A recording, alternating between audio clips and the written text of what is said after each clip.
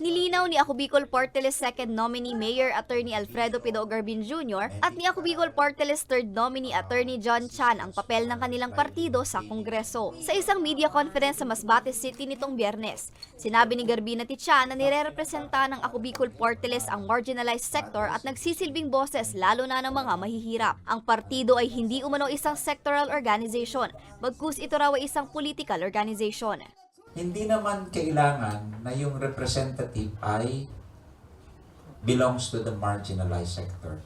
But let me just be clear that our party list is not a sectoral party. We are a political party. So, sa political party, hindi kailangan na yung mga nominado belongs to the marginalized sector.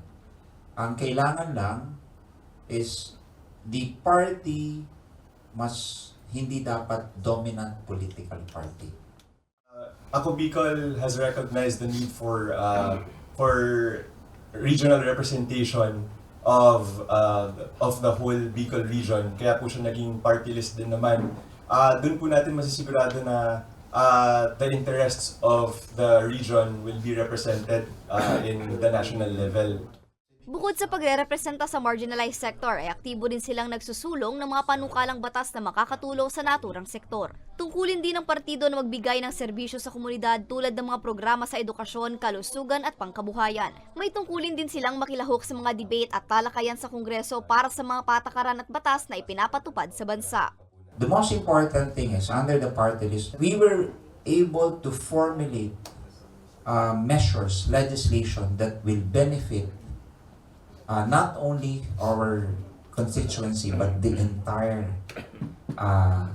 country. So yun yung pinaka-requirement under the party list law. So dahil po meron tayong representatives from Ako Bicol who sit in the Congress, then doon po natin masisigurado na yung mga pangangailangan po ng mga kababayan natin sa Bicol ay also transparent and also brought to the attention of the national level.